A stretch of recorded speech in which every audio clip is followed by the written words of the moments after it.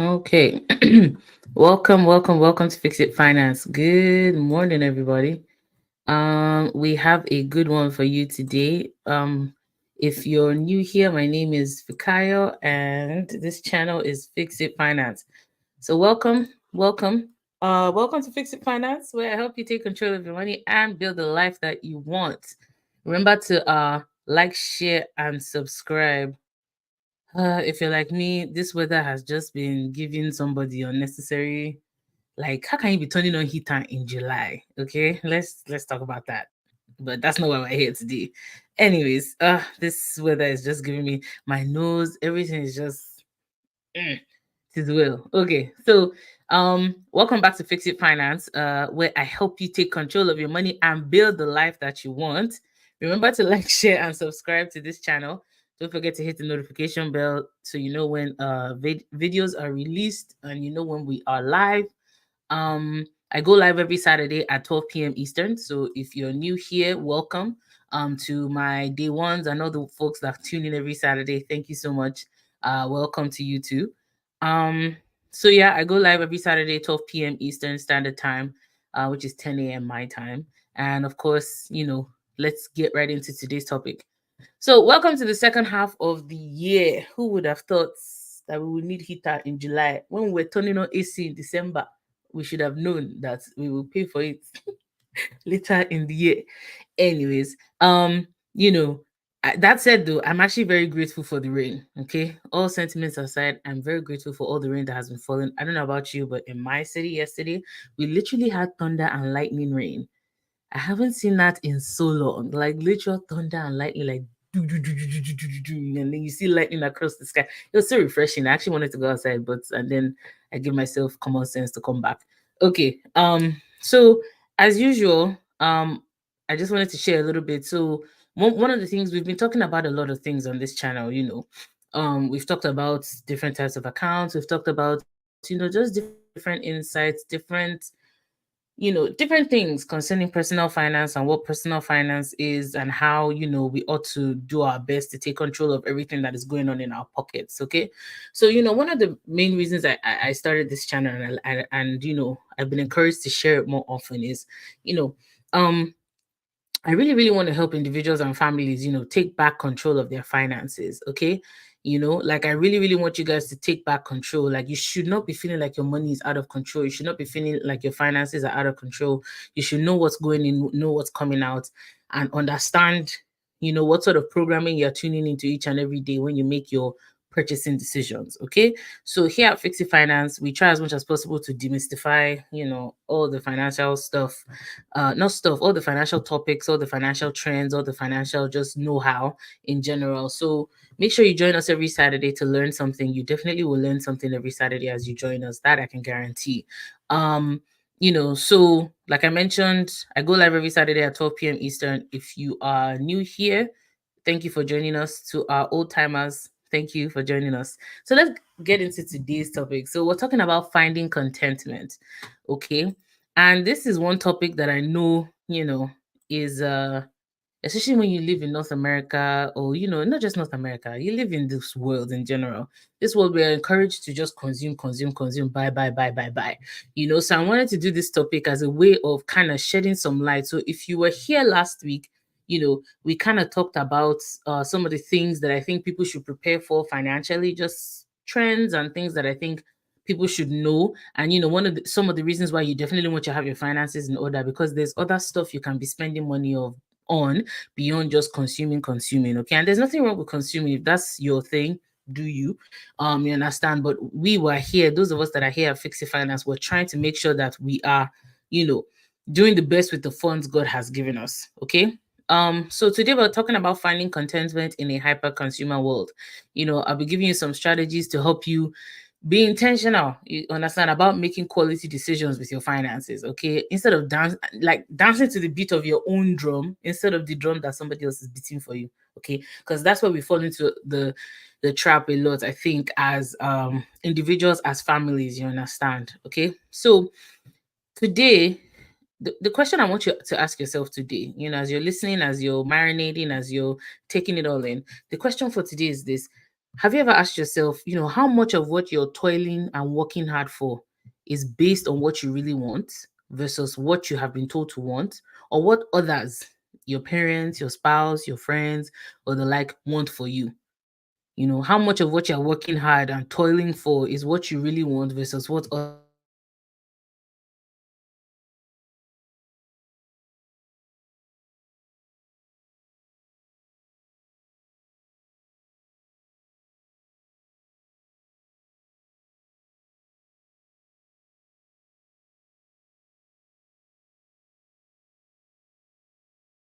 Today, let's get into the meat of today's topic. Everything around us encourages us to want more, okay? And I'm doing my best to, you know, because topics like this sometimes they can come across as, okay, don't let me go that way. Okay. Everything around us encourages us to want more. Okay. You get ads every day. Your friends and family are buying things you too you want to buy. Everything around us encourages us to want more.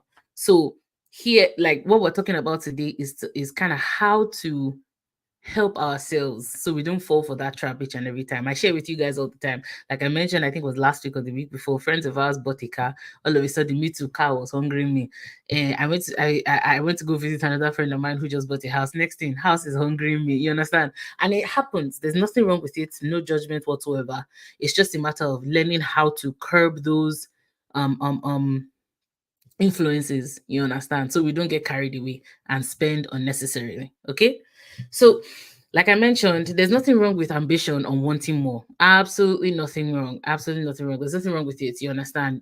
What I'm trying to encourage us to do as much as possible is to choose contentment. Okay, and contentment doesn't mean playing small or not reaching your full potential. That's not what it means at all. You understand what I'm trying to encourage us to do is to strive to labor to enter into rest. You understand, so you're operating from a place of, whenever you're making financial decisions, you're operating from a place of contentment, a place of I'm good. You understand? A place of we're okay. I can survive with or without this thing. One of the things we mention here on Fixie Finance all the time is whenever you go into a situation where you have to negotiate, you understand? For example, you're bargaining on a house or a car or whatever, 9 out of 10 times, the person that's willing to walk away from from that transaction comes out ahead. You understand? So if you're going into that conversation already desperate for that thing, or already like, oh, I really, really want this thing, chances are you're not going to get the best deal in that bargaining situation. Okay, if you can walk away, you understand, you will definitely get a better deal. Okay, so basically, what I'm trying to say to you today is that you know we want to strive to get to a place of contentment. Okay, and you can be content. I believe it was Apostle Paul when he was talking about, I've learned to be content whether there's plenty or whether there's a little. You understand? Whether there's food, whether there's no food, whether there's more, whether there's no more. Okay. So learning how to be content no matter the situation you're in is a great skill. The Bible talks about godliness with contentment is great gain. And we'll get there later on in our discussion today. So we're going to talk about different strategies to help you bypass over consuming. Over consuming as a lifestyle, as a habit.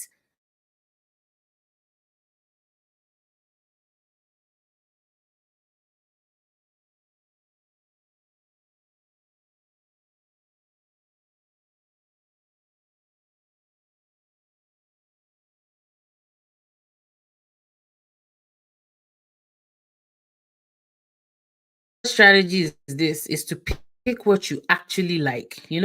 I was listening to something, I think this week. I don't want to share necessarily who said it and whatnot, just so it doesn't seem like I'm endorsing the person. But this person was talking about how a lot of us do things not necessarily because we want to, but because we've been programmed to want it. You understand? And one of the things I've been dwelling on, marinating on a lot is programming. We talked about this last week and the week before in terms of what sort of programming are we operating from? Okay, where are we operating from? Like, what's feeding those decisions that we're making? What's making us, buy those things we're buying? What's making us want those things we're wanting? One of the programming that I've discussed on this channel before is something like, for example, starter home. You understand? Who said a 3-bedroom house is not enough to sustain a family, even of 5? Okay. Now, If the space is not enough for you, by all means buy a new house. That's not what we're talking about here. But make sure you're not going based off of going to buy a new house because it is said that once you reach this certain amount of children, or once you have 2 children, you must have a 5 bedroom house, or once you have 3 children, you must have a 7 bedroom. Do you understand? So that's kind of what I'm talking about, or that's what I'm alluding to if you're here with us. Okay. So the first strategy is to pick what you actually like. Okay. Just assume you can't have everything. Okay. And again, I'm not trying to, if you're, this is not a negative confession and whatnot. If you're, calm down. Let me land first. Okay. You can't necessarily have everything you want. Okay. So pick what you actually like. You understand? Spend on that, save and forgo the rest. Okay. So, for example, and I've mentioned this before on this channel, like when we were having our wedding, we sat down and we said, okay, we obviously do not have an unlimited budget. So we said, okay, out of all the wedding things, what are the most important things to us? Okay. Our outfits were very important to her. Roots. Our outfits were very important to us. Okay. But things like the hall, and some other things we didn't really care about. Okay. So we spent money on our outfits. Let me not share how much. I think I've shared it before, but we spent quite a bit on what each of us wore. And then the rest of the stuff we just made do with what the best we could find or the best deal out there. Okay. And we had a fantastic time. Okay. So that's what I'm trying to get to. Don't put yourself under pressure to have this unnecessarily elaborate wedding. You understand? You gotta spend $150,000 on the wedding that you don't have. You understand? 50,000 on the wedding, 40, however much. You understand? Put yourself under unnecessary pressure because you're trying to do everything and be all things to all men, for lack of a better word. Okay. So what you want to do is to make sure, okay, for example, if you're planning a wedding, what are the things that are important to you? For example, it could be that, okay, the hall is very important to you and the core is very important to you, but you don't really care that much about food. There are people that have weddings with pizza and beer. Okay. Don't get me wrong. I'm not saying you should do that. But what I'm trying to say is make sure you pick, you understand, what's good for you. Michael is saying, yeah, that what you like may not even align with your financial goals sometimes. That's true. You cut your coat according to your material, not your size. Let me say that again. Cut your coat according to your material, not your size. Understand? So this is very true. Sometimes what you like does not align with your financial goals. But that's what I'm trying to say. For example, just going back to the wedding example, if you have, let's say you have 30,000 to spend on a wedding. Okay. You've determined, like I mentioned, your outfits are what's important to you. Some people can spend up to $10,000 on the outfit and then put the rest of the wedding on 20,000. You understand? Just pick what you want. Okay. So you can look back and know, okay, I did what I wanted to do. You understand? Not what I was programmed to do or programmed to want. Okay. So that's what I'm trying to get to. Like, we need to let go, excuse me, of all this programming that we've been taught to get to a point or a place of contentment. Okay. Another example is the house. Okay. For example, who says you must buy a brand new house? There's no rule on the planet that says you must buy a brand new house. Is a brand new house nice? Yes, of course it is nice. But there's no rule that says you must build a house or you must buy a brand new house. There are many houses on this on for sale that give you exactly what you want and even more for a much better price. Okay, so that's what I'm trying to say. Get to a place of contentment, operate from a place of, what I do, I'm gonna do what's best for me and my family, and I'm gonna be okay with that. Okay, I'm gonna do what's best for me as an individual, and I'm going to be okay with that. I'm not gonna do or put myself under pressure unnecessarily for any other person. Okay. So the next point that we have here, is to ask yourself, what if you did not have the money? Sometimes I have this conversation with myself all the time, like, because it's because you have the money that you're buying this thing. If you do not have the money, you'll be all right without it. Okay. You understand? Again, that's what I'm trying to encourage us to get to. Sometimes ask yourself, for example, if you do not have the money, I'm going to say if you do not have the money in terms of debit now, okay? Now, there's some people also, if you do not have the money in terms of, let's say you didn't have room on your line of credit or on your credit card, you understand? Would you buy the thing? Would you actually, do you need it that much to buy it? Okay. Now, let me explain. So, for example, how important is that thing to you truly? Okay. For example, when we were getting out of consumer debt, okay, we closed everything, line of credit, credit cards, we only operated from our debit account. Okay. And because we wanted to learn that discipline and to learn that culture of living on only what we make. Okay. Now, a lot of people will say, oh, it's silly because of your credit score and blah, blah, blah, blah, blah, blah, blah. Your credit score recovers, no offense, once you've paid off your debt. My credit score right now is over 820. I can show you if you want to see it. My husband's credit score is almost 800. Okay. So it's not about that. My point is, when we were getting out of debt, we decided to close everything. We closed all the credit cards, all the lines of credit in due time. We didn't close it at once. Okay. So we closed it as we were paying them off. You understand?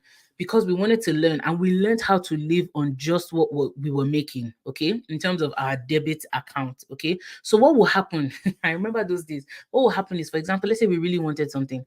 We didn't have the money to buy it because there was nothing on the line of credit and there was nothing on the credit card. So what we would do is, let's say we had a line of credit of $10,000. Okay, we paid off 2,000. We'll call the bank to reduce the limit to 8,000.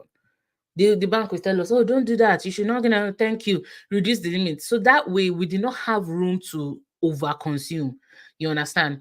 So my husband and I, we learned to live on just what we made, and it really helped us overcome that over consumption mindset, in the sense of, we, for example, let's say eggs finished in the house, just as an example, and I really wanted eggs. But when I look at our debit account, okay, we have this, that, and the other thing to pay for. All of a sudden, you understand? By the time you go the first day without it, second day, third day, fourth day, you realize, oh, it's actually not that deep. You can live without this thing. Or let's say you needed something. I'm trying to think of an example, but I can't think of. But my point is, you learn how to live on what you make, okay? And it's not so easy, you understand, to overspend because you don't have any room to overspend, okay? You go several days without something and you realize, oh, I can actually live without this thing. You understand? And it's in the little things. For example, even now we're having to relearn how to buy and how to, for lack of a better word, consume. Because my husband and I still do this thing. For example, I would have one pair of blue jeans and one pair of black jeans, and I will wear it until it tears. And it's literally done. You understand? And I still do that to this day. I literally only have one pair of blue jeans and one pair of black jeans, and the two of them are perfectly fine. I'm just going to rock it until they die. You understand? Again, I'm not trying to, withhold your hand and say you should not spend. No, but what I'm trying to encourage you to do is, ask yourself those questions. Sometimes the only reason you're spending is because you have the money.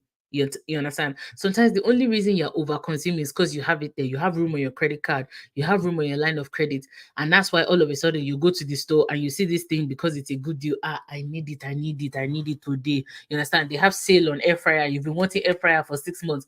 Meanwhile, you don't have the cash. You put it on the credit card or put it on line of credit. You understand? How about you wait until you have the money? You understand? So what I'm trying to encourage us to do is to learn, you understand, how to ask yourself some questions before you buy. Okay, you understand? Ask a question. If you do not have the money, would you, like, is it that serious? Do you really need it that bad, or can it wait? Okay. And again, those are some of the things you learn as you continue, on your personal finance journey in general. The next point I have here is for you to leave trends behind. Okay. And this one, it's completely up to you. For example, if you're a fashionista at heart, there's nothing wrong with that. I have family members that are fashionistas to their core. Okay. And they will spend money on designer and whatnot. That's what you enjoy. Like the first point we mentioned here was to pick what you actually like. If that's the kind of person you are, by all means, express yourself, okay? But if you're not that kind of person, you understand, and trends, it's not just fashion that has trends, you understand? There are different things that have trends. And you can enjoy them on other people. You can live vicariously through them, especially while you're trying to get your own ducks in a row. Okay.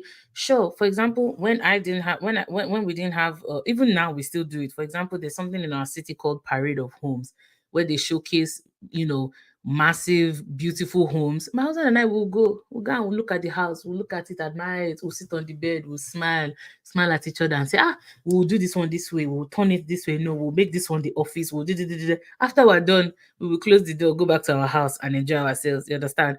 So don't necessarily follow every trend you see. You can live vicariously through others. Okay.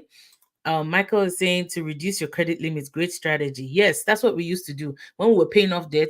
We started our line of credit started at 15,000. So we'll pay off. Let's say we pay off 1,500 this month. I'll call the bank, reduce the limit to 1,500, or reduce it by however much we've paid. So that way you can't spend it again. You understand? And you are forced to actually live on what you make. Okay.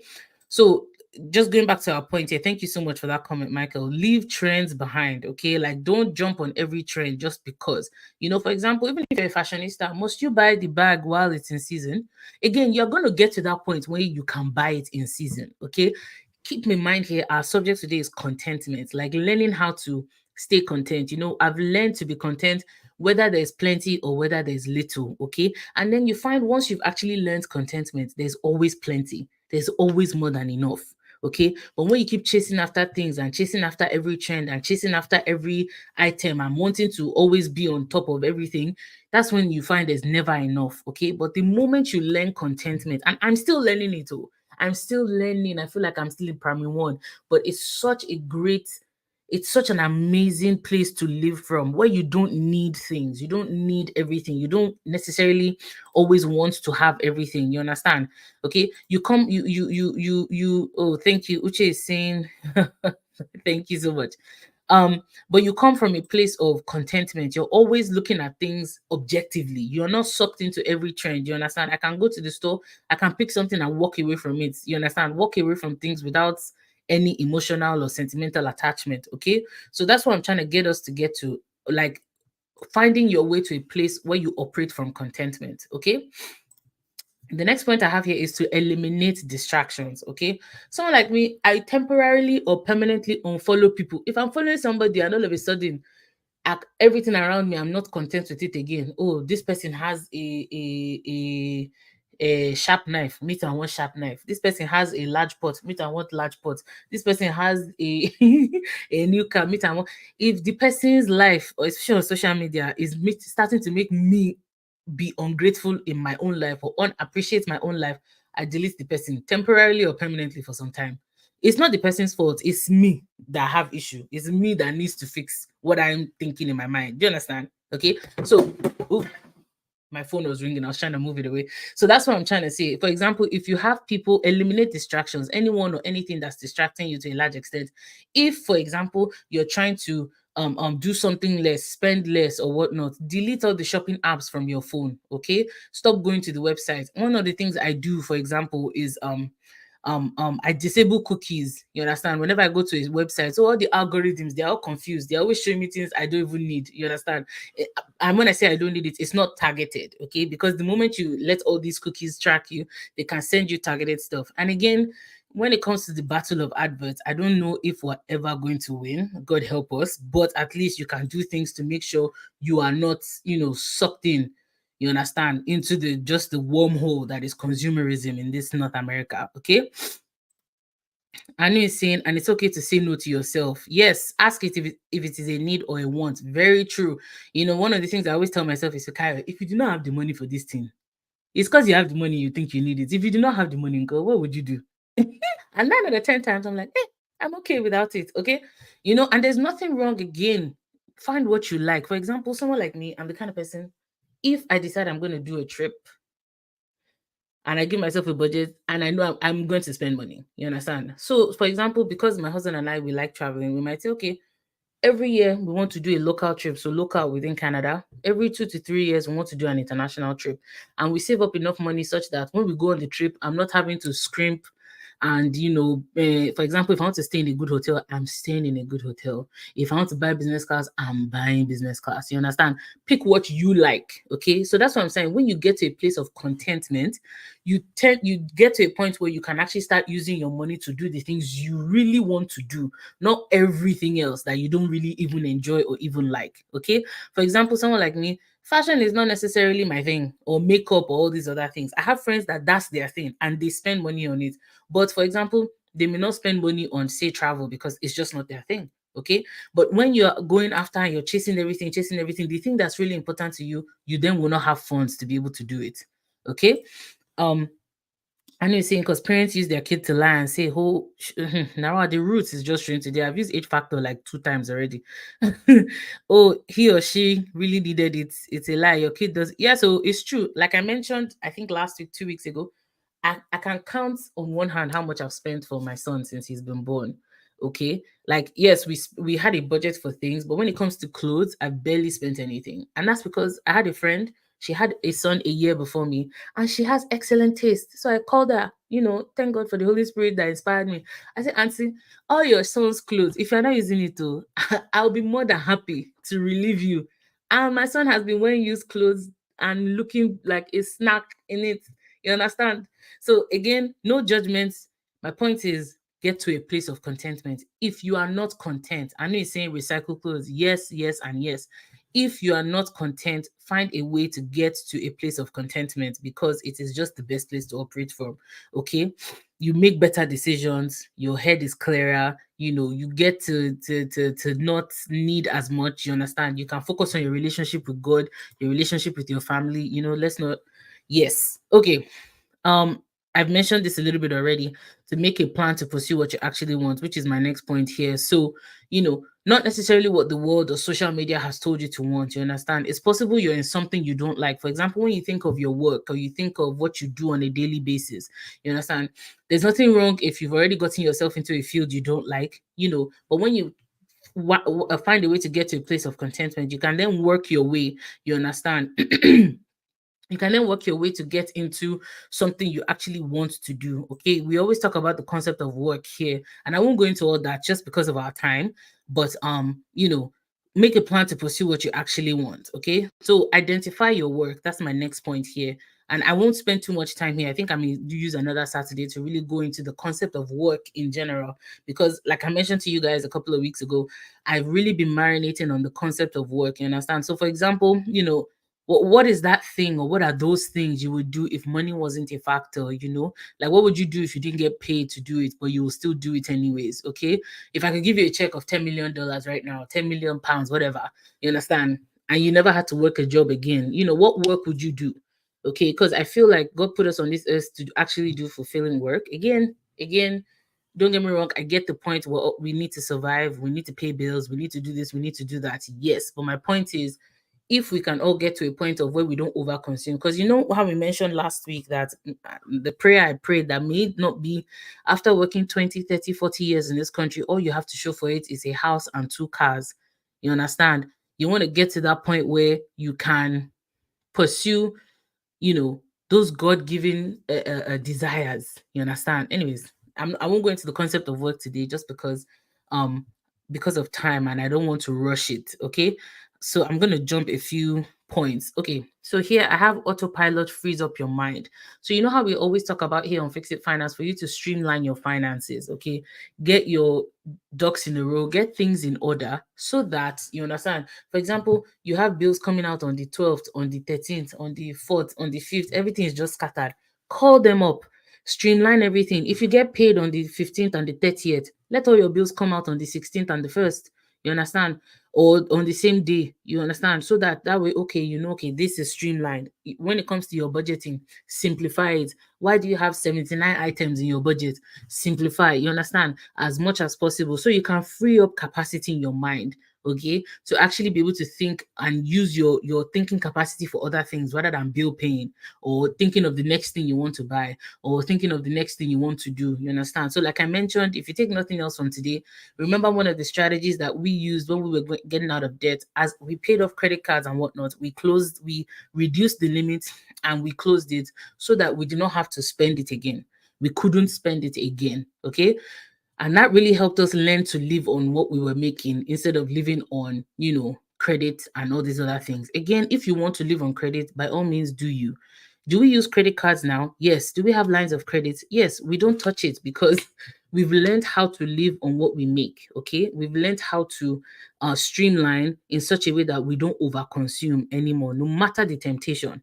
Okay, and again, it's not necessarily, it's a thing that we learned through the process. Okay, um, finally, just because of time, I'm going to make these last 2 points very quickly. The first one is that, godliness with contentment is great gain. We all know that scripture.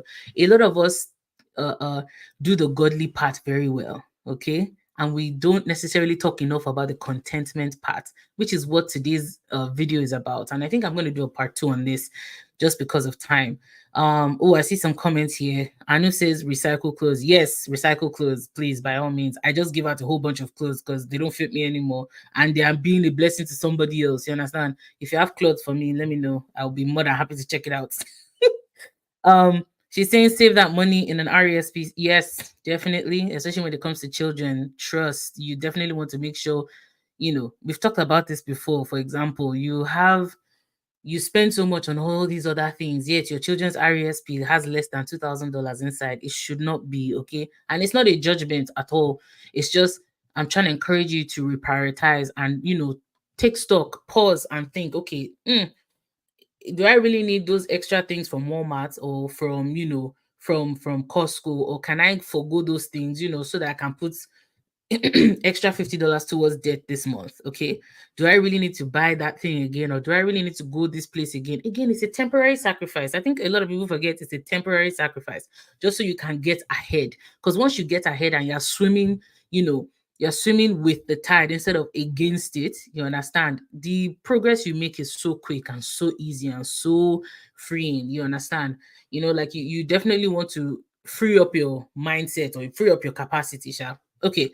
Uche says, I've closed mine to discipline my spending for the one. Yes, thank you very much. That is great to do. We closed ours for the period. And like I said, your credit score will recover. If it's credit score you are concerned about, I mentioned my credit score is over 800 right now. My husband's score is almost 800. It's not, your credit score will recover.